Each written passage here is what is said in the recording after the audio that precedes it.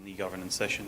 My name's Sean Walsh and I'm the chair of this session, and the objective today is basically to have a conversation about how risk, security, governance, cybersecurity can help in today's society. So we have a good crowd here, and obviously we've got a wider crowd in the television land, as they say.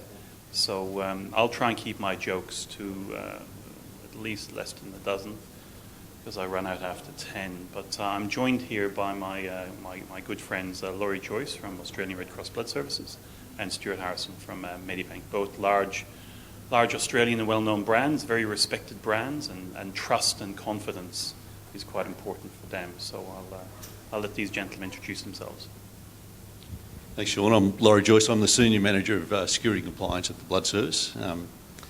We've had quite a busy few years since our data breach a little bit over 2 years ago, so things like compliance and making sure that our blood supply is safe is uppermost in our minds, right from the top of the board to our nurses on the floor in the donor centres. So very important, and I look forward to the discussion today. Thank you, Sean. Thanks, Laurie. Stuart Harrison. I'm the Chief Information Security Officer at Medibank, which is a private health insurance company and healthcare company. Much like Laurie, given the types of data that we hold, appropriate risk management is front and centre for the organisation as a whole. Perfect. I'll start off with a question, and we'd like to try and keep this as dynamic in two ways as possible. So if you have some questions or we're confusing or I speak English goodness, please do let me know. The fact remains, people only learn when they talk. People just transmit. Very little is taken in. So I suppose for the chaps here, we'll start off with where does the buck stop with security in an organisation, and who should own the security posture, and who should own and be responsible for that within a business? And where I'm going with this is, security is an overused term, it's getting kicked around, but some individual has to own it. So who would and how?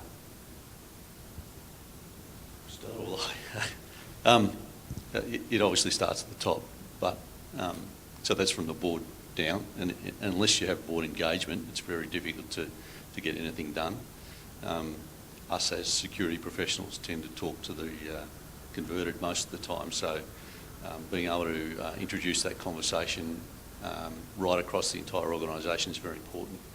In terms of responsibilities, everyone, no matter where you work or no matter what you do, you all have some responsibility to protect information. And there's all sorts of ways that's done. So confidentiality means making sure that only the right person has it at the right time for the particular role that they fulfil. In the information security world, we also talk about protecting the integrity and availability of that information as well. Scrambled databases are bad. Downtime for our networks is bad because it slows everything down, and in some ways can shut things. Not too long ago, the Royal Melbourne Hospital had a ransomware outbreak, and that caused considerable problems for them over a long period of time. You know, operations were cancelled, ambulances were put on bypass. So security is a responsibility of everyone. Accountability starts at the top of the board. I agree wholeheartedly, and probably just building on what Laurie just said there. For us, we started at the board and the CEO level, to be honest with you, and it was really, really important for us to ensure that we had a couple of things in place for that discussion. So first and foremost, it wasn't about fear, uncertainty and doubt. It was about speaking to people in a common language and understanding that this is yet another business risk. And boards and senior executives are more than comfortable on most days assessing risk and actually understanding, what's acceptable versus unacceptable. And what's acceptable versus unacceptable is quite simply a discussion around risk appetite. And that's a healthy part of doing business. Doing business requires you to take the data that you have, convert that into a position of understanding, and then make an educated decision on what's acceptable and what's unacceptable. So starting right at the top, we've had some really, really good discussions with, and our board is incredibly supportive, as is the rest of the executive team, with regards to discussing what are our key obligations, And it's a relatively short list of obligations for most people when you really come to, there's financial risk, there's operational risk, et cetera. Cybersecurity risk is another one of those key risks. So once we understand that it's a primary risk area for us, we then determine our appetite for anything, to be honest, going wrong, and some of the prudent steps that we need to take from a business perspective to manage that risk to an acceptable level. We then had a discussion around where those obligations sit. So ultimately, it's for us, it's with our CEO. But he obviously can't be responsible responsible for everything. And his leadership team then essentially are each delegated or assigned the responsibility and indeed a lot of accountability for key areas of risk. So, the CFO is responsible for finance, et cetera. And we sort of cascaded that down, which means you have a consistent understanding of risk appetite, and who's ultimately going to take accountability. And then as that sort of cascades down through the organisation, you have various different members within the organisation, such as myself, who take on the responsibility for meeting that obligation and ensuring that we're doing a good job of managing the risk around it.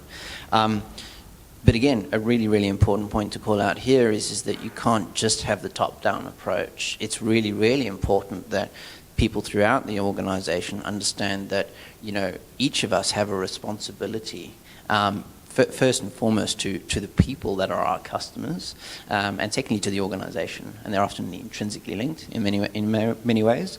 And that doesn't. I'm not intimating that everybody needs to become a security expert, as it were. Furthest thing from it, but I think people need to bring almost an element of cybersecurity into just their habitual daily routine, as it were. So it needs to be front of mind when I'm handling sensitive data. We need to make sure that if I have sensitive data in my possession, or I'm a member of a team handling data, would I be happy if that information was about me? Would I be happy in the way that the data's been handling, who it's being sent to, where it's being stored, et cetera. So I think the awareness from a people perspective we need to get a lot more, I think, intelligent about how we make people aware, because security is often very, very intimidating to people. It's sort of a black art. It's really, really hard. It's something that is going to be front and center for a long time. So how do we make that message really, really simple for people? And I think that's a key part of my role, is making sure that, irrelevant of your seniority or your level within the organisation, what are the 2 or 3 things that you can do to contribute in making our organisation a more secure organisation? Just give us a discussion. Really key point around cyber culture, and we're about to embark on a program where we are changing the way in which we teach things around cyber, so putting much greater emphasis on how people can protect themselves in their own home. So the types of things they should look for in terms of phishing emails or bad stuff, clicking on bad links or not clicking on bad links, all that sort of thing. With the view of that if people protect themselves at home, that behaviour will then be reflected in the workplace. So it's a bit of a change. I mean, everyone does the standard security awareness and privacy awareness modules and things within their organisations they work for. That becomes background noise for a lot of them after a while. They do the same thing year after year. They answer the same questions year after year. It doesn't really end up teaching them a lot. It's really important to try and change that cultural behaviour, and that's. I'd be interested to know what you're doing about that, Stuart. No, it's a really, really great point, and I think for many organisations, culture is often quite hard to define in a way. And to your point, it's a sound one.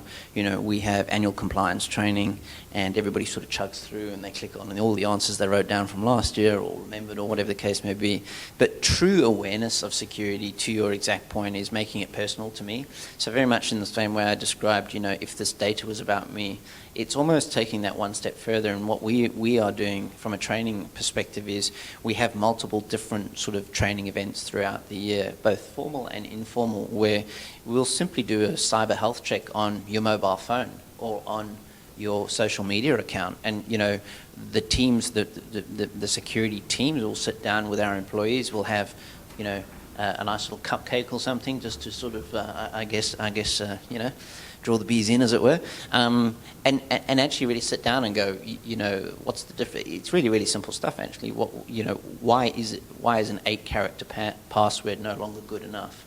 On your social media side of things, you know, if you run through these 3 to 5 really, really basic privacy and security settings, you've essentially really raised, you know, the inherent security of your platform or your social media accounts a lot, and it's really, in summary, creating that personal message for people to understand over, you know, more than the corporate message. And then what we see a lot of that behaviour coming back into the organisation. And people will be more cautious with opening emails. I mean, the interesting thing, which maybe is worth a little bit further of a discussion, is I think education needs to be very, very specific to the individual, which makes it very, very hard. It needs to be in a different language for a lot of people. And I think we, from a technology perspective, for a long time, have missed the mark a little bit on that. So, as an example, you know, when you receive an email with a link on it, the internet's now been around for 30 years. Well, for 30 years, we've been teaching people that that's how the internet works, so click on the link. Now we're telling people, don't click on the link, or check the link, and that's counterintuitive to me. We should have technology underneath that, sort of really protecting 99% of, you know, bad links or whatever the case may be. And I think we need to give that some consideration. So, you know, it's a bit counterintuitive to me to tell people not to do something that they need to do for, you know, 80%, 90% of their online life, as it were. So we need to get smart about how we do that. But, sorry, a long-winded question, which is we are starting to instigate smaller but a lot more frequent checks. You know, get the donuts or the cookies on the table. Does your mobile phone have a PIN? And if it doesn't, can you please turn one on? And the difference between a 4 and a 6-character PIN is, you know, n levels of complexity. It's no more difficult for you as a human being to remember, but here's the real value behind that. And when that comes back into the organisation, we actually start to see people interpret and apply that to other things. I lock my screen when I walk away. You know, I'm careful with what I print, and I'm at the printer when it comes out. Although those kinds of things. So I don't know whether that sort of answers a bit of the question, but it's that constant reaffirmation in a way that people understand, and it just takes time for that sort of to trickle through, really. I think the other thing you sort of touched on was that risks are different for different parts of the organisation. So, you know, the types of attacks and threat vectors for someone who works in finance are different to someone that works in people and culture or HR or whatever we call it these days. So you've got to actually target your training a little bit differently and your information sessions differently as well. We've got a fairly widely dispersed workforce. We operate out of 80 sites around the country. A lot of our staff are nurses on the floor of our donor centres, so they don't often have access to computers as part of their day-to-day job either. So actually delivering something to them that's meaningful to them in the context of what they do is a little bit more challenging too. The other thing that's probably worth touching on is sort of a little bit tangential, I suppose, but when we had our data breach 2 years ago, is everyone aware of what happened there? So we had a database that was sitting on our website that was taken by our web developer and put on a web-facing server rather than behind the firewalls on the database server. Exposed to the internet for 6 weeks. Was found by I always say young bloke. I'm never sure whether he's young or whether it was a bloke or actually whether he's even in the Netherlands, or that appeared to be where it came from. And that was exposed. He downloaded it, found it. Long story short, we had a risk assessment done about the nature of that information. And effectively, if you went to our website and you filled in a web form and you wanted to make an appointment to give blood, or you wanted to check whether you were eligible to give blood, you put in your contact details. That triggered an email to our contact centre, who would call you back and make the appointment. Unbeknownst to us, that was building up in a database and had been for about 8 years, so there's quite a substantial amount of information there. The risk assessment we had done at the time of the breach was that it was low risk of future harm for the people whose information was exposed, which was fine overall and gave some comfort to our board and our executive team at the time when that risk assessment was given to them. But it became apparent over the next few days that that was not necessarily true for everyone. So for some people, that information about their home address or their email or whatever is far more critical for them than it is for the general member of the public. Police, emergency services, Defence Force personnel, people that have apprehended violence orders in place. So for those people, that information was really critical and really caused a great deal of concern about the stuff that was released. So again, when you're making assessments about the type of information you've got to protect, you've also got to be aware of not one size fitting all. So again, you're training targets and educating your own people around the nature of the information they have access to, and what that means to other people is also important. Long-winded. I think it's a really good point, and the only thing I'd probably add there is, when you take the topic of data and information, I think it's absolutely vital that you paint context around exactly what that is. People often talk about a PII breach, so a personally identifiable information breach, which is about me as an individual and some of the personal information about me. But I'd hasten to add, in my opinion, that all PII is not equal. So as an example, your first name, your last name, and your email address, technically speaking, it's personally identifiable information, but it's also public record, almost whether you want it to be or not, to be honest with you, because of LinkedIn or Facebook or Instagram or whatever. And I think, a disclosure of that information warrants a different level of attention as opposed to anything extra, my home address and my family details and things like that. So you've got this sort of interesting sort of grey scale that I think you need to apply. And much like your case, for us, we've had a few sort of little incidents over time, as it were, where it appeared on the surface benign for 98% of the affected people or systems, but it's really the 2%. And we often have discussions about how much data we hold. It's inordinate amounts, and it sort of grows on a daily basis, almost at an exponential rate. And again, I think 80% of the risk comes from 20% of the data when you really come down to it. And then it's about a contextual picture of that 20%. If you reach that tipping point of, it's a certain demographic, or it's a certain amount of data, or a certain type of PI data, or sensitive medical data, or whatever the case may be, it's really, really important to, I think, get on top of that very, very early on, not just from an incident management perspective, but from a business risk assessment perspective as well, and inject that logic in there. Otherwise, you have too much data to protect, and you're sort of running around a lot of the time, maybe not making the best investment at the highest risk item. At least that's what I've seen, some of the folks, particularly in the operational world, struggle with. Thank you for that, gentlemen. Anyone, any questions so far? Anything that's just while we're here? Yes, sir.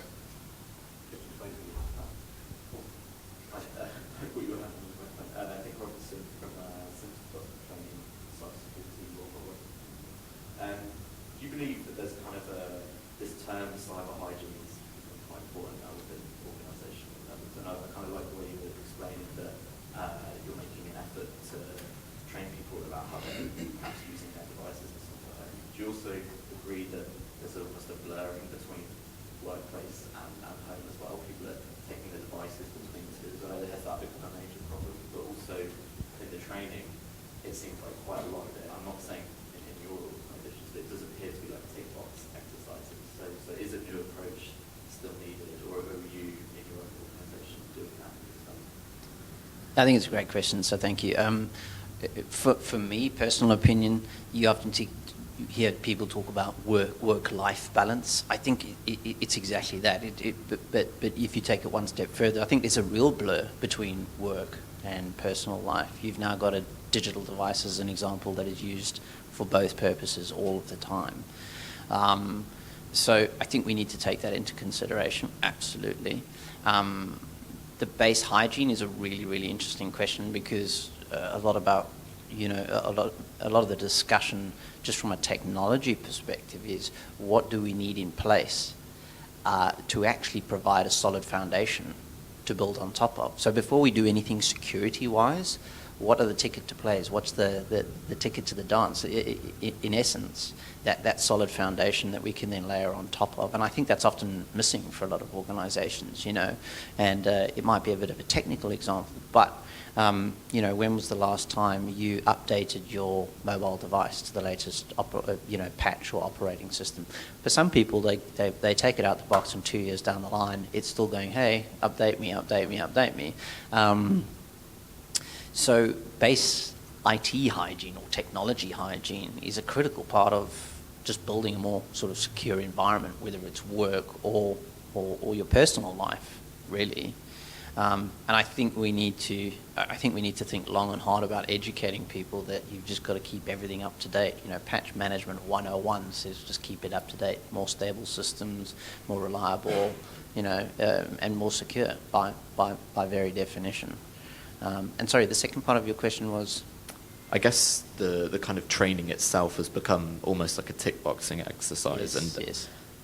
I'm not going to drop my own organisation into this where I study, but it appears like sometimes phishing exercises can be quite detrimental, especially if they're quite covert as well. Yes. And there have been instances, not necessarily in my university, but I've heard of examples where, although they are seen as having a productive effect, they can be quite damaging psychologically to people when they're phished, I guess. So is this an effective technique? I think that's a really interesting question because there's a psychological element to this question, actually. And what I mean by that is that I grew up in South Africa, as an example. So, you know, the South African mindset as far as risk and threat is concerned is very different to Australia, to be honest with you. So you speak to most South Africans that sort of either have lived or live in South Africa, and there's sort of a subconscious ability to assess and read risk, and that just it's a fact of life in South Africa, as it were, which means the culture by design is actually very well prepared to detect and determine and actually react to threats or issues. I hasten to add, there's a difference between the two. You know, a risk is something theoretical, a threat is something clear and present danger, and the issue is now it's happened, stating the obvious. But, you know, in Australia, much like the UK, I lived in the UK for a little while, the US is actually quite a trusting society. And unfortunately, I mean, that's good, don't get me wrong, but unfortunately, there are a lot of bad people out there on the internet, and they will take advantage of maybe not the naivety, but definitely the predisposition for people to trust people, which means when you send somebody a phishing attack to say, look, this is a clear and present danger, sometimes people can actually interpret that really, really negative. Why would you do that to me? I assume that no one wants to do me harm, and it's almost sort of a culture and a society kind of view on things. But equally speaking, I hasten to add that you know, the sort of ostrich syndrome of sticking your head in the sand and hoping it won't happen to you is also not a prudent sort of risk management strategy, as it were. To your comment about compliance as a checkbox exercise, it is unfortunately quite prevalent at the moment. No disrespect to any organisation. I think all organisations, Australia as a whole, actually need to be a little bit more proactive in this particular example. And I don't know whether you're aware, but there's a new legislation. It's called CPS 234, which is essentially legislation around cybersecurity for the financial services industry. And when I speak to people about CPS 234, there tend to be two schools of thought. There are the people that sit in the room going, look, we know that cybersecurity has been a big challenge for us for quite some time now. We've gone back and we've thought about our strategy, and we're really trying to do a good job of managing this business risk. In that particular scenario, it's not compliance as a checkbox exercise. Compliance is a byproduct of doing the right thing from a business perspective around cybersecurity. Unfortunately, the other school of thought, of which there tends to be a little bit more in my experience at the moment, is, oh, now we need to comply with CPS 234. Quickly, let's go and do sort of all of this stuff, as it were. But unfortunately, to the comment about hygiene, you can't just magically put a Band-Aid on this and hope it goes away. And if you look at CPS 234, which is which has kind of come out of APRA, the Australian Prudential Regulatory Authority. In my discussions with APRA, they want to really understand that you understand your obligation. And when they talk about a risk-aware culture, they want to see that as a systemic practice in a good way within the business. So, long-winded answer to your question, but I think it is a really, really big challenge, and I think it's something that we need to address, which is you can't just check the box. That's not right for your customers, you know, the people that you do business with, or the organisation. And if you need to draw a line in the sand, take stock now, go back to basics and get a good strategy in place, then that's, in my opinion, going to put you in a far stronger position in the medium to long term.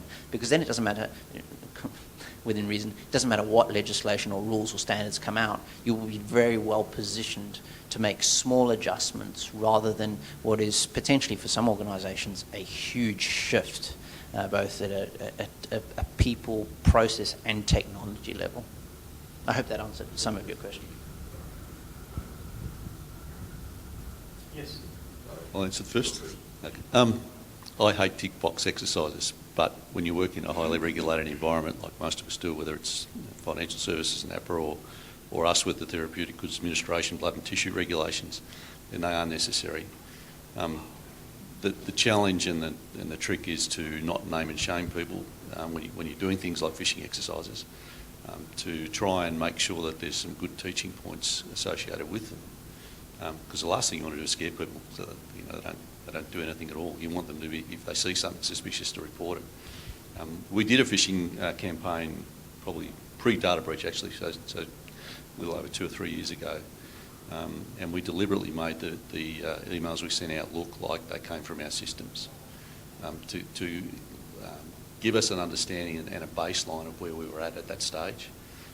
If you clicked on the link, you got a teaching point associated with it. We didn't collect any information on who clicked on bad links or anything like that.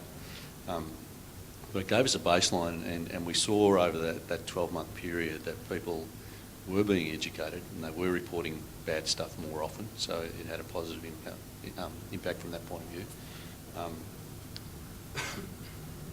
We'll probably do another round. I'm not sure that it's something that we want to do continually over the next 5 years or so, because again it becomes background noise and people tend to just ignore them anyway, and they won't report them if they click on a bad link and you want them to report.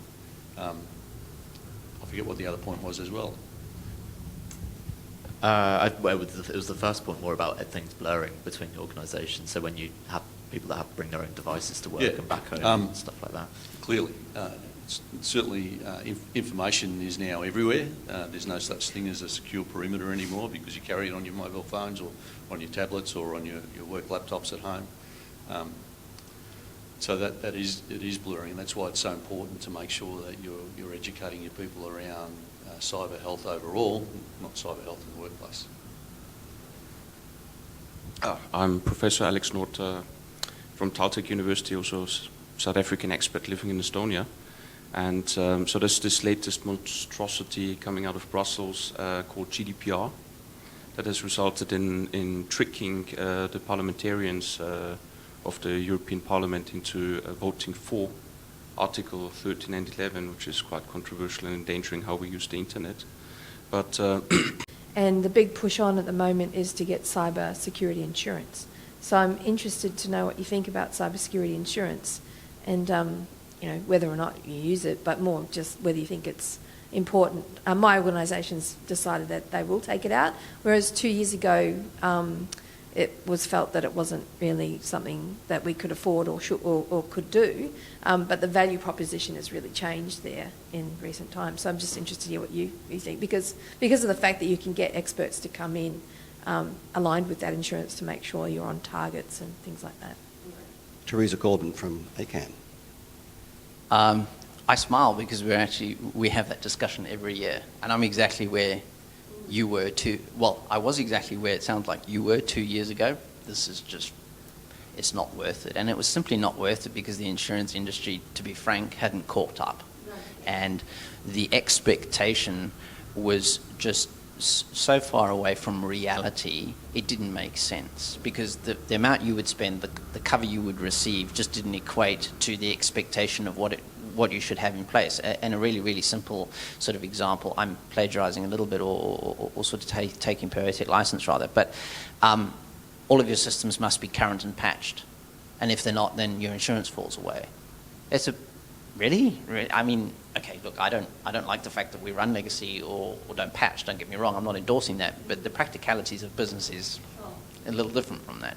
2 years down the line, we're having a much more sort of adult and informed discussion with the insurance folks around what does insurance actually look like around certain key scenarios. So I think you need to be really, really specific on the scenarios that you're insuring against, because there's a big difference for me, anyway, in, again, protecting your brand versus actually having a cyber SWAT team dropped off right now. When something's really gone wrong, I'm very interested in the second point, and I want the A team waiting on the bench to parachute in. And we're having really good discussions around if this insurer actually insures multiple people, and we have a nationwide incident, how are you going to fulfill that demand and things like that? But that's a far better discussion from my perspective to the one we were having 2 years ago. So we are absolutely considering the insurance angle. And then it becomes how much do we insure and all of that.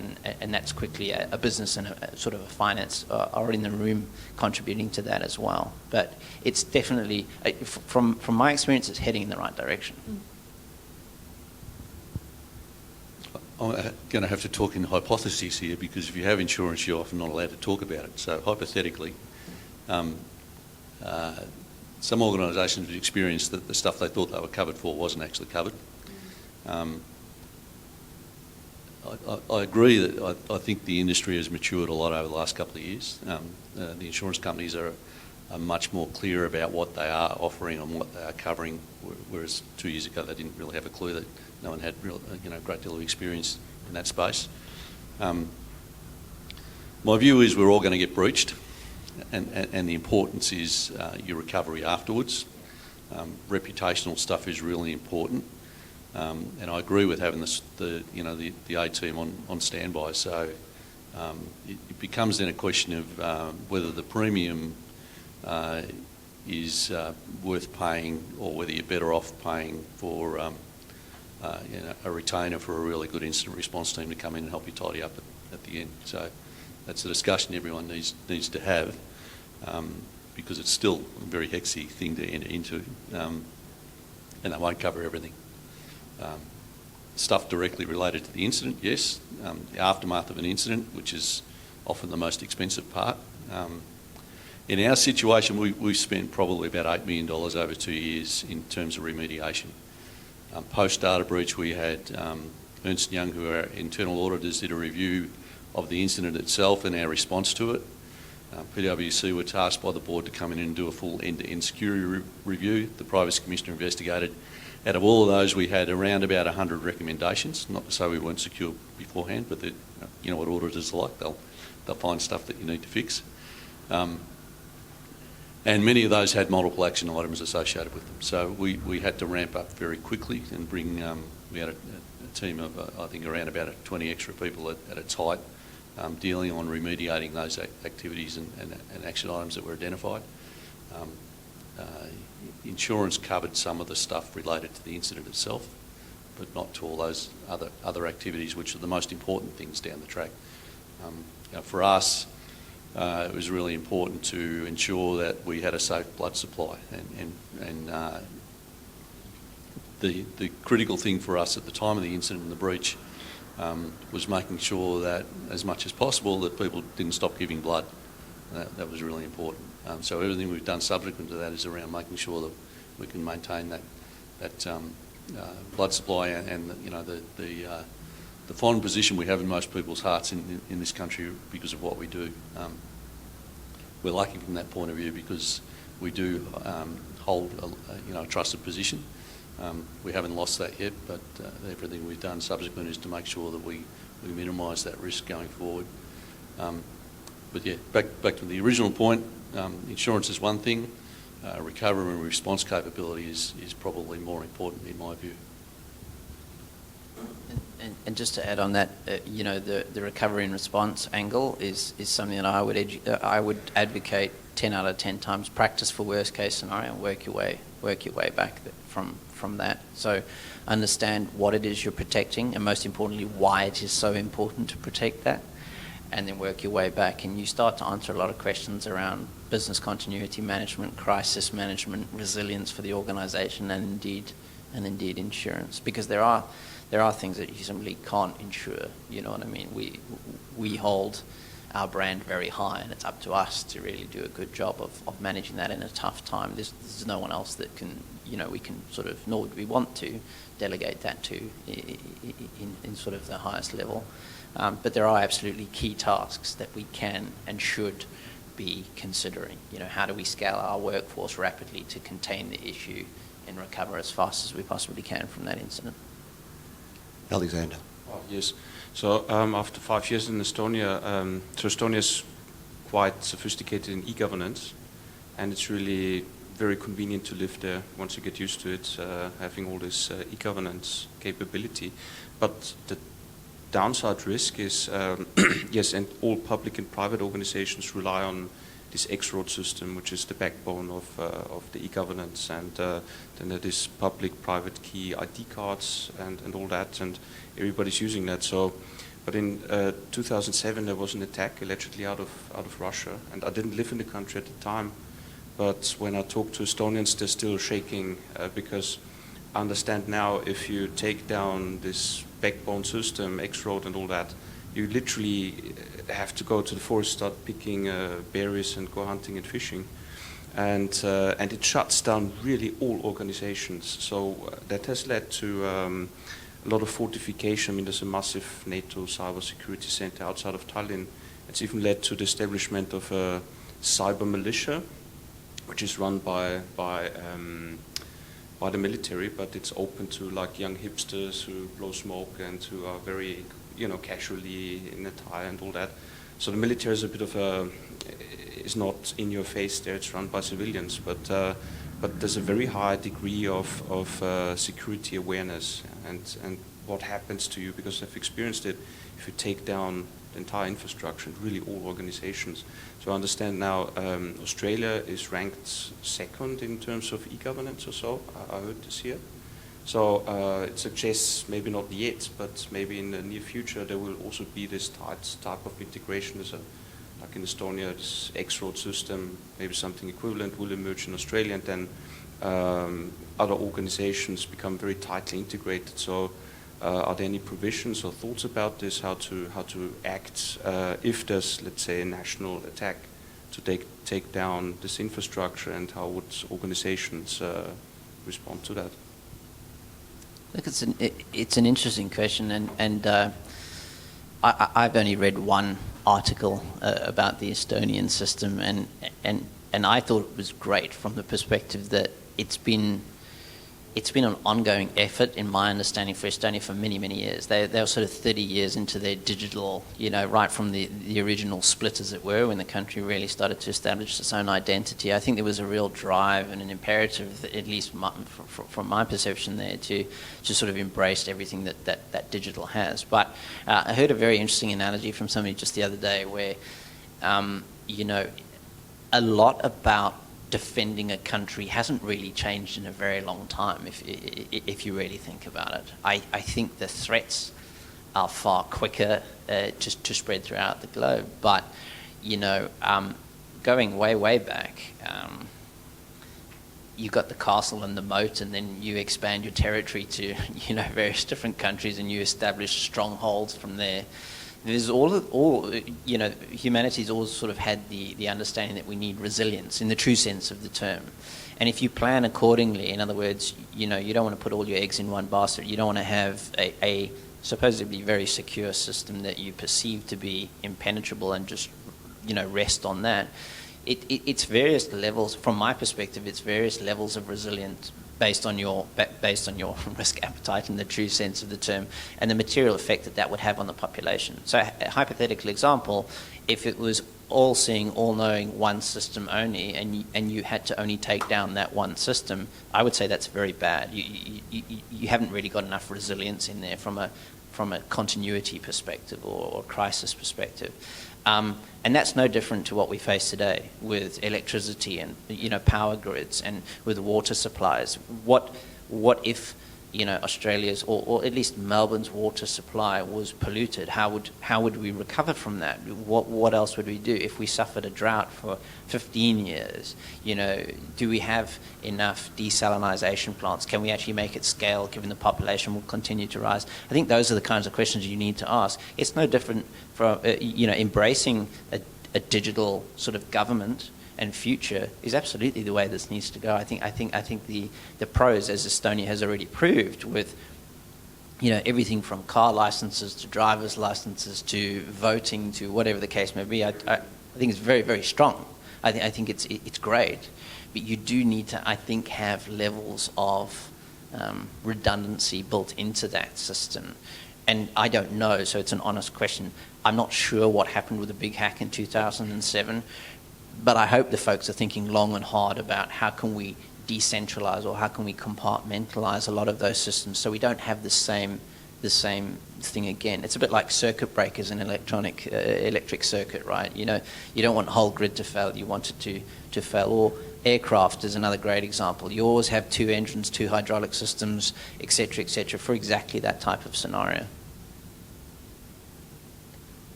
I guess in microcosm we're talking a lot about micro-segmentation in networks now. So being able to fence stuff off so that in the event that something does go down, it doesn't bring everything down. It's the same sort of thing. But again, and it might sound a bit dramatic, but World War III is underway now. I think we probably all know that. The power grid in America was under attack the last 18 months to 2 years.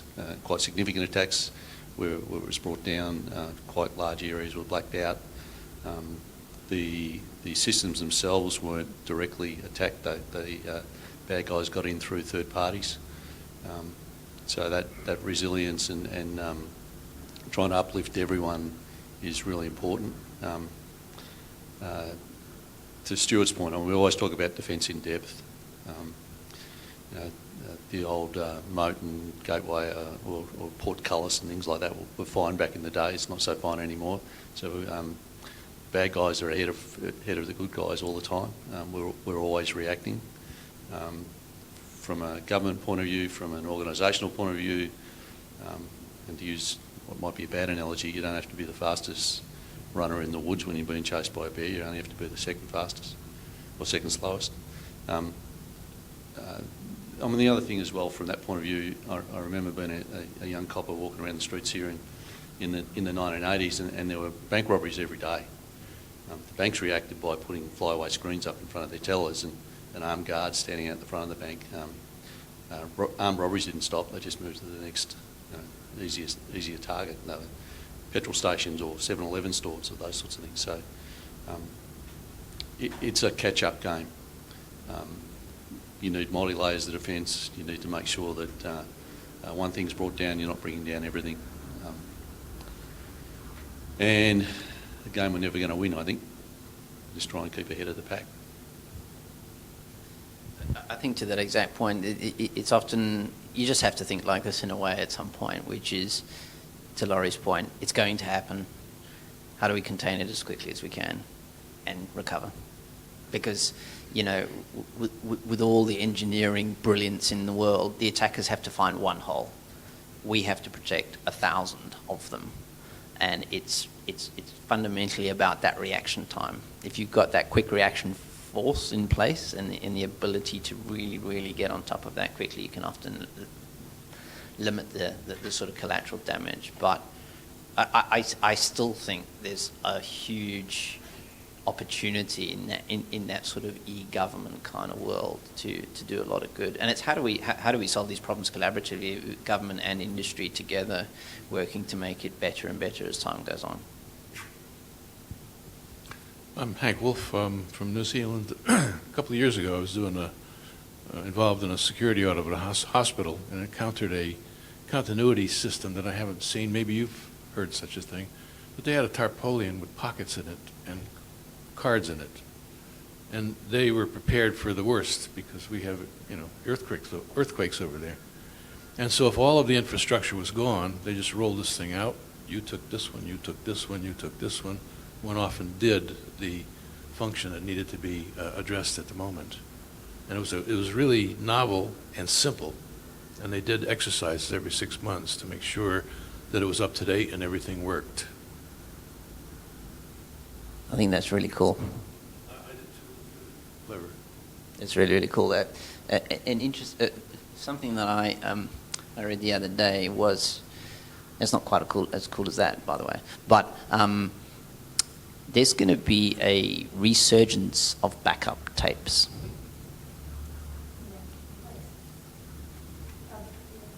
But that makes sense. I mean, the cloud is vulnerable. So I'm a small organisation. We haven't gone to the cloud except for a couple of applications so far. And maybe that's because I know too much. But yeah, we are unusual because most not-for-profits, because of the cost, have switched to cloud, which means if for any reason, even just that the telco network goes down for the day, everyone goes home. No one can work. And yeah, spot on.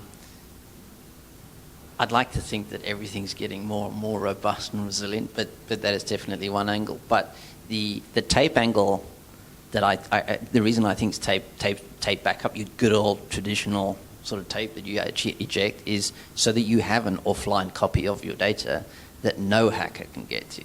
Because some of the threats that we see coming through, they are looking to create a problem from a data perspective for you for a very long time. So I'm not going to steal your data. I'm just going to corrupt it until the last point of your most recent online data backup has the same corrupt data in it. And then I'm going to send you a letter and say, do you want the real data? That's quite scary, because if they're writing lines of code to nuke backups or corrupt data right into your backup chain, the only way to really counter that is to have a backup that is truly offline and get really, really I think smart about how you do that, and whether it's quarterly or annually or whatever, disconnect that from the machine, as it were. Could I respond to that? I'm a security evangelist, have been for more than 35 years, and hoping someone would stand up and say, "Hallelujah, I believe." It's never going to happen. Nobody cares. The fact is, it's so inexpensive today for equipment. There's no reason not to have offline backup like that. In a separate location, absolutely, but offline. There's no reason. My own computer system at home, I have 2 computers that are totally offline, never touch the network. I have one that I use for the network, which has nothing on it except browser and email. It costs nothing. Yeah, it's very, very cheap, and the age-old adage is 3-2-1. 3 copies of your data, 1 in production, 1 hot backup, 1 cold backup. Everybody seems to miss the cold backup. That's the eject the tape out the machine. And to your point, it's really, the cost is negligible.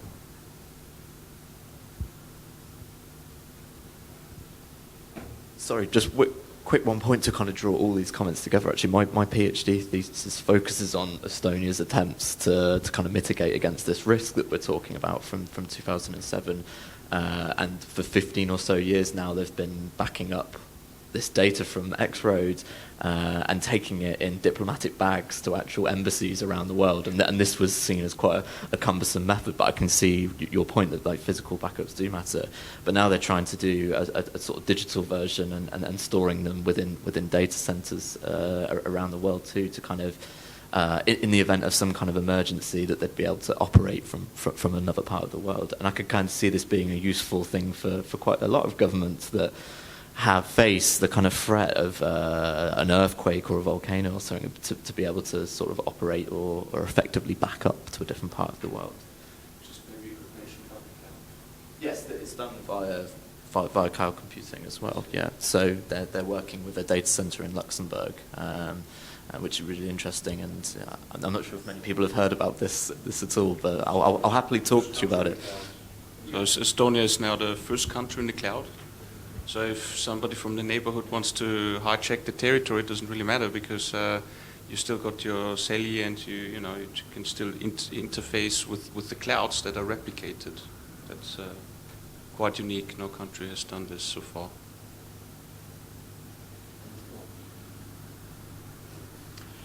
Right, so just to change tact, and thank you very much. The questions have been good. Anyone on the back, if you'd like to join in, we're doing we're on here for today, no matinee on Sunday. So. One thing that's quite important to me is, as Laurie mentioned earlier on, I'm not Australian, and in my career, the thing that gives me the greatest joy is how many people I work with who are also not Australian, because that's what makes this country really, really good. And which brings me to, again, a topic which I'm quite a EQ person. I'm very tactile and very emotional. And with that, I think culture is quite important. So I was very, very happy to see a chap called Mike Burgess do an interview last week. And Mike Burgess is head of the ASD, which is the Australian Signals Directorate.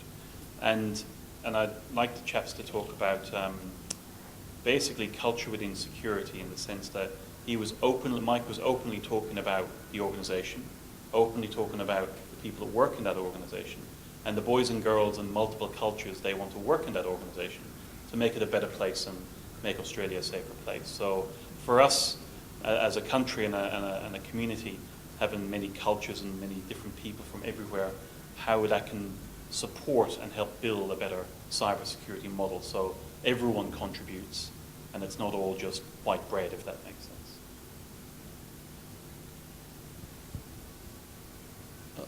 I think I've always been one when I've had a team that I don't want clones of myself in the team. So I think diversity in thought is really important. It's also important to encourage an environment where people are prepared to get up and challenge and call people out if they think they're wrong. Not in a bad way, but to challenge opinions is very important. In order to do that, different backgrounds are also important. So irrespective of where you come from, even in, again, harking back to my police days in the counter-terrorist section, I had guys and girls working for me there who'd come from different areas of the police force. So again, the skills they brought were more important than their gender or their country of birth or their age. So diversity across all sorts of measurements is important from my point of view. Completely agree. I think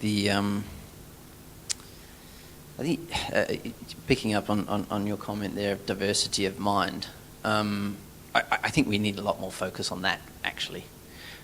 It shouldn't be about race or gender or heritage or any of that. Yes, I mean, it's important that we have we're appointing the right person for the right role, absent of any of that. If they're suitably qualified, that's a great fit for the organisation. I think, though, the diversity within an organisation also extends out to sort of diversity of mind. And what I mean by that is some of the most brilliant technical people I have ever worked with, had the pleasure of working with, are what I think is now called ASD autism. They're on the spectrum, as it were. Very, very smart people. And, taking again a hypothetical example of putting those people into an organisation that is more sort of people-centric, as it were, and expecting those people to fit into a certain mould and do certain things is equally, we're not being diverse, we are stereotyping, and we're sort of expecting people to, fit into the norm, or whatever that means for the organisation or society as a whole. So I think it's common knowledge, and well, maybe not common knowledge, but there have been quite a few studies around the value of diversity and it being a huge benefit to all organisations. I think we also need to give some thought on how we close the gap between various different sort of backgrounds, as it were.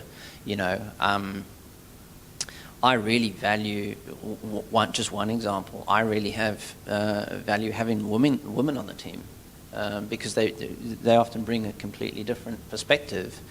I need to be open-minded about that perspective.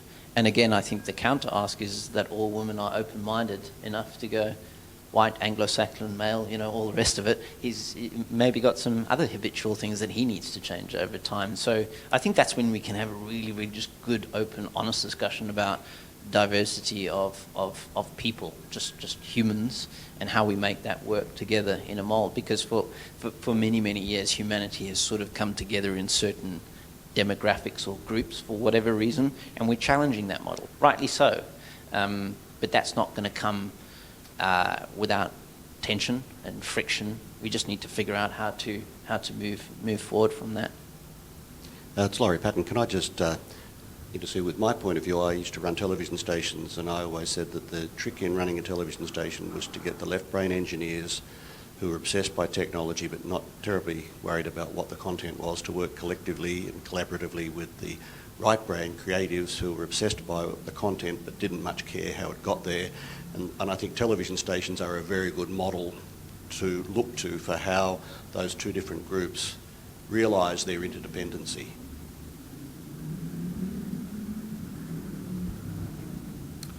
Me again.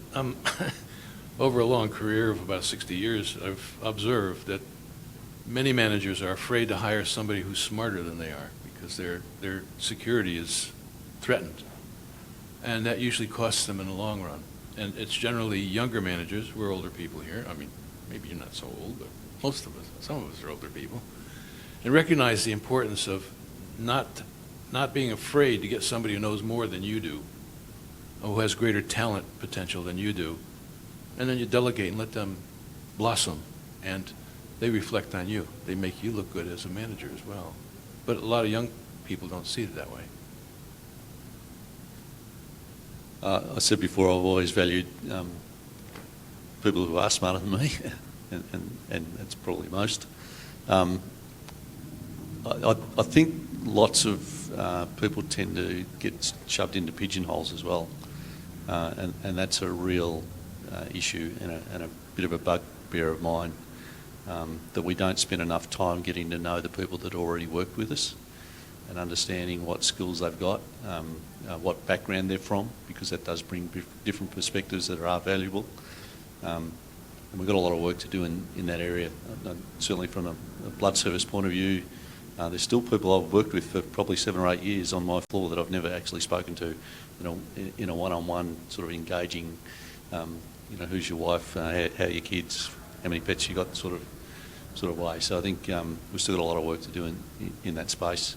Ageism's still a real issue too. People put out to pasture well before they're used by date. It's swings and roundabouts on both sides. We've got a lot more work to do. I'll try not to take that too personally, but I got the message, thanks. I think it's a really, really good point, actually. I again have always been a big advocate of I would prefer to be in a room full of people far smarter than I am. I think some people genuinely struggle with that, and I can empathise with that to a greater or lesser degree. I'd probably just add on top of that, though, that I think there are definitely two sides to that story, and you can't learn experience, as it were. So it's about making that model of, if I'm the old bull in the field, that's fine. Happy to delegate to the young gun, but safe guardrails must be applied, I suppose, for the greater good, really, and I'm sure you sort of agree there. But the leadership and that mentorship of the next generation coming up is a real challenge for I think many people. And it just means it's almost comfortable being uncomfortable in the fact that, hey, here's the next generation. You are now going to take my role, and I'm going to set you up for that success. And something that often doesn't come naturally, definitely not to security people, in my experience, is showing vulnerability. So Laurie talks about really connecting with the person on a personal level.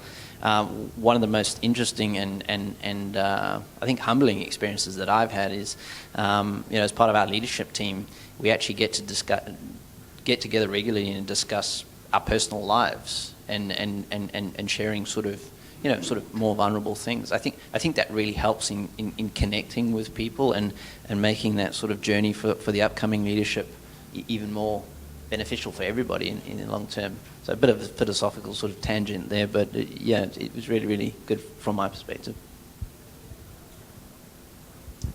Laurie, Stuart, that's good, and Hank, that's a good topic. Like personally, in my career, if I'm honest, I've transitioned from being a young angry man into a more mature individual, and I've had the pleasure of working with some really smart young people and have been able to, on reflection, help them get to where they want to be in life, and we now work together with a lot of those individuals. Also, I've had the pleasure of working with some very experienced individual, and I continue to seek out those experienced individuals because, to your point, Hank, and to Stuart, experience can't be learned. It has to be shared. And currently what I'm doing now, I'm working with a very funny, very direct, but a very experienced individual, and that's been a revelation to me. So it's, as I've matured, as I've grown up, and when I do grow up and get a real job, I'm seeking these people out. So I would strongly advise that people who've done it before learn from them and get to understand what they do, and they'll happily share that, because as somebody said to me years ago, man can't learn what he hasn't learned himself. So you have to learn it. You can't just read it. That's a little change of topic now. Any questions on that? Anyone want to add to it? Okay. Just to change tact, we're talking about risk and we're talking about compliance. When does risk and compliance become a byproduct of just cyber business management, or when it's just we have to do it?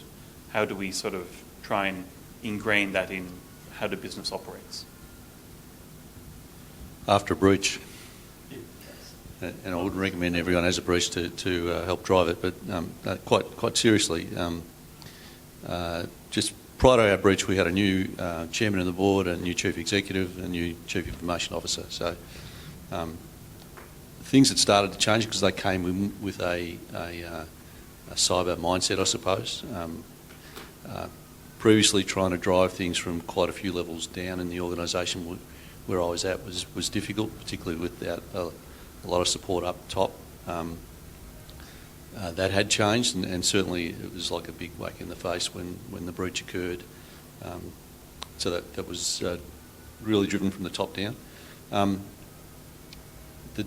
We've touched on tick in the box stuff before. You need to take it into account because you do have to prove compliance in certain regulatory environments.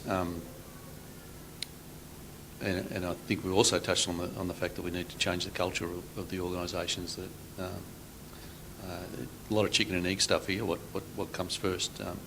I think the compliance comes first because it has to, but then you need to look at working on the culture and changing those attitudes across the organisation.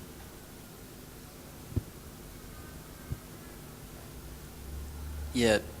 The only thing I would probably add onto everything that Laurie's just said is you need to go back to basics, and you need to understand what it is you're trying to protect and why, and figure out a really, really good strategy for moving yourself forward. Elon Musk's an interesting guy, so I'll quote him, I guess. But you know, he wrote something quite interesting a little while ago, which said, you know, he's every time he takes on a new venture, which tend to be big ventures, right? You know, I don't know anybody that's created a car and going to Mars and all the rest of this. It's quite impressive stuff. He goes back to basics, and he flew out to Russia to try and buy the Soyuz, however it's said, Soyuz components to build his first rocket. And it just didn't go anywhere. He couldn't get the numbers to stack up. So on the plane, as you do, he worked out how rockets work. And then he worked out that, hey, we could build this and we could do it ourselves. So SpaceX, here we go. There was a lot of trial and tribulation, in that whole journey. But his point was really, if you go back to the fundamentals and you understand what it is you're trying to do, where it is you're trying to do, and you really, really learn that sort of fundamental knowledge, or at least remind yourself of the fundamental knowledge, reflect that in a smart strategy that's focused on the right things for the right reasons, and then, make sure you are actually complying with any obligations that you have. And that, I think, is the right approach. Because trying to do it the other way around is a bit like trying to bake a cake and you forget the eggs and you stick it in the oven and you have now what is not a cake and not an omelette, it's just a mess kind of thing. So I think you've got to go back and you need to actually challenge your own assumptions. You need to be prepared to make some tough calls, which is, hey, we've designed this system or this business process around this methodology. It's fundamentally flawed. We need to change it. That's painful. There's organizational pain associated with all of this. But as long as it's for the greater good of the organisation, I think that's probably the only thing I'd add on to that. Get really rock solid on a well understood and agreed strategy. The only thing on strategy I say is make sure that it supports the overall business strategy as well, because we tend to get stuck in what we think is right just from a security point of view. If it's not adding value to what the business is trying to achieve, then throw it out. That's good. We've probably got another 15 minutes, so hopefully we'll get some more questions. But I suppose for a point from my side is when you work in an organization and you're looking at synergy and you're looking at blue sky thinking and how can teams work together, why is change hard in security? We're all smart people here. We've got probably a lot of smart people watching this as well, and we're all clever individuals, but it's still hard. Why is it hard? I think change is hard overall. People get in a comfort zone and you get used to doing the same thing day after day, having the same breakfast, the same cup of coffee when you get in the morning, going to the same shop to buy. Change is hard overall. It's a mindset and it's a culture. I was going to touch on it before. It's probably a little bit off on a tangent too, but our chief executive is really big on telling stories now, and there's a big focus. Stuart talked before about the leadership team talking about their personal lives and things like that too. Nearly all the meetings that we have collectively now are about people standing up and talking about personal experience, and that helps drive change. If you have stories and real connection with people, I stood up a few weeks ago. I'm a member of our Reconciliation Action Plan working group to talk about my great-great-grandmother, who was an Aboriginal lady taken from her dead mother 3 hours after she was born, and talked about that to drive our journey towards reconciliation as an organisation. So when you start to put personal context around things, change is easier because people can relate to that personal context. So I think that's why storytelling is so important. Change is hard. It's counterintuitive to us as a species because it's fear of the unknown and there's risk associated with that. I do not want to be the first caveman to eat that fruit and find out that it really doesn't agree with me on a lifespan level. However, there's also different change. For any of you that ever decided to have kids, you made, I don't know if you made an intentional, maybe that's so you often make an intentional decision to have children, and that's a huge change. And humans do that naturally, and it's really welcome. It's disruptive in your life, unlike most other things, serious health concerns, things. It's way up there, but that's a really positive change, and it'd be good for us to try and work on people seeing that yes, change can be hard, but it's not always negative change. It's not always bad. And again, at the risk of sounding like a stuck record, I think understanding the people and their story helps make change easier, to Laurie's point. Again, most people, I'm getting better at this, but most people that meet me first time around go, wow, that's quite direct and a bit full on. And I try and soften that, I suppose, a bit, but it's far easier for us to work as a team if you understand a little bit about my history and where I grew up and the environment that I grew up in. And that's really important because work is a lot like school, or your professional life is a lot like school. You sort of have this really diverse set of people coming together at a single point in time in the universe, and we magically expect that we're all just going to get along, or maybe some companies don't, which is actually better because now we can just acknowledge the fact that we're going to need to put time and effort, and I'm going to need to make some compromises. In other words, I need to be more comfortable talking about vulnerability or my life story or whatever the case may be to make that work, because it's purely by chance that Sean, you and I met, and now we want to work together. But often a lot of people come in from all walks of life into any one organisation, and they're co-located, and now we've got to achieve objective A, B, or C. That's going to require change on your behalf, on my behalf, and it's going to require compromise as well. So a key part of change from me, and there's, if you, I'm not an expert, but if you read a lot of books on negotiation, there's a specific way negotiators negotiate in a really, really tough situation. It's all about compromise at the end of the day. I'm not trying to make it melodramatic. We don't need to. It's not a hostage situation every day in the office, I hope, for most people. But it is a game of compromise. It's about agreeing, the mutual goal and how do we get there together. And that's hard. It's just tough because you're challenging the way I think, and it's easier if I know you as a person and what that entails. There's a video about the first follower. Has anyone seen that? So it's not necessarily the evangelist that stands up at the pulpit who's the important person. It's the first person who follows him.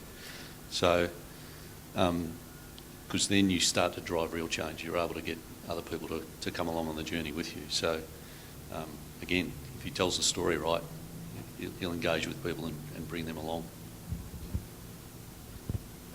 And that's good. I think as we're going to be wrapping up shortly, the last question I have is probably more relevant around circling back to where we started. With security, where do you focus on as a business? Is in it, who's the weakest component? What's the strongest component? And how can you sort of, not counter them out, but how can you bring those together and make it consistent? I think it sort of ties up everything we've discussed today. You're only ever as strong as your weakest link.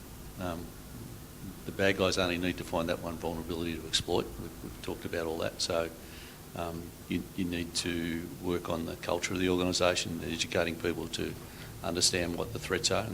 And threats are something we don't actually talk a lot about or do, explain properly to people. We've got to do a lot more work in that area. Boards understand risk. They don't necessarily understand threat as well as they do risk, and that's really important. But I've forgotten the question. Tying everything together, culture is the important driver around making sure that we bring everyone along the journey with us. I think for me, for the foreseeable future, the strongest and weakest link in the chain are people. What makes us human and all the benefits that holds makes us vulnerable and susceptible to being taken advantage of. So I think, and that, sorry, you don't solve that problem. You just have to continually work on that. Culture and etc. are really, really important components of that. And just reflecting on, we get better over time by, the good humans trying to outsmart the bad humans and acknowledging that, we've got vulnerability that we need to deal with on that side. This kind of segues on from Stuart's comment then. This is a question I've been asking on each of the panels. On the 30th anniversary of the internet a week or so back, Tim Berners-Lee used the word dysfunctional to describe the state of the thing right now. My question is, it's reasonable to suggest that the very clever people who invented the internet could not possibly have foreseen the uses that it would be put to, both positive and negative. Is it beyond the very clever people who now run the internet, and I think this relates also to the sort of things we're talking about here, is it beyond the capabilities of the very clever people who now run the internet to actually fix the problems? I'm really not trying to be difficult, but it's sort of a question to a question, really. I think you've got to go back to who actually runs the internet, and then is the intent for them to change, given that a lot of those smart people are big business people making a huge amount, an inordinate amount of money off of that mechanism. And until we can challenge that outright, you can have as many smart people as you like in the world, and it ain't going to change. Yeah, it's a very different beast now than what it was 30 years ago when you're talking about bulletin boards from universities and other sort of shared spaces. I can't predict where we'll be in 5 years, let alone sort of another 10 or 20 years, other than to say that it really annoys me that people walk down the street looking at their phone all the time and I've got to dodge them. So it's got a lot to answer for too. I just walk into them and upset them. But that's a good question, and only the other week I was in a meeting, and I try and learn from people who are much smarter than me, which does include my 6-year-old daughter. And a wise individual said to me, when he's tackling the business, he puts two components to them. If somebody brings an issue or a problem, he goes, do you want to transform, or do you want to have an incremental step? And the frame of that is, this person's very passionate, and they are trying to educate people that using words, like transformational means something different to what actually people use it for. If you're going to transform something, you're completely going to change it. Most people only want an incremental step. Make it a bit better, make it blue, make it white, make it easier. So I think that's to your point. Do you want to transform it or just make it faster? If I can, just my response to that is the comment that I make to people in the light of the legislation that was rushed through Parliament over the last couple of days, which has been described variously as stupid and worse. My point is that if the people who know how to fix things don't fix things, then governments who don't know how to fix things will try and probably make it worse. I think you've got to define the problem first before you can even understand what way you need to go, and I'm not sure that we're at that stage. Things are still growing amorphously, aren't they? New things are being connected on a day-to-day basis. New vulnerabilities are being introduced and discovered. I won't say better or worse. It's just things are going to continue to change over a long period of time, forever. I think I'll probably just go back to statement one, which is, the internet is run by a monopoly of companies. That's really what we're talking about. At least in my opinion anyway. I think governments need to do more to help us challenge whether that is a sound operating model from front to back. And then to your point, when Australia passed legislation that essentially said, yep, we're going to ask you to build backdoors into everything from an encryption perspective, I'm going to say that's a bad move on 100 different levels, just without even thinking about it.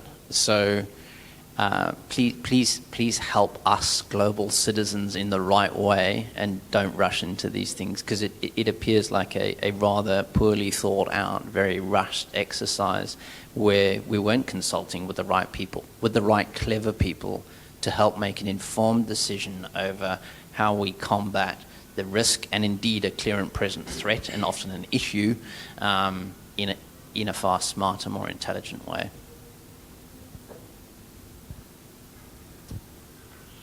Grand, we'll wrap up with one question, and I suppose to your point, Laurie, I generally look at people as two types. You're either Star Wars or Star Trek.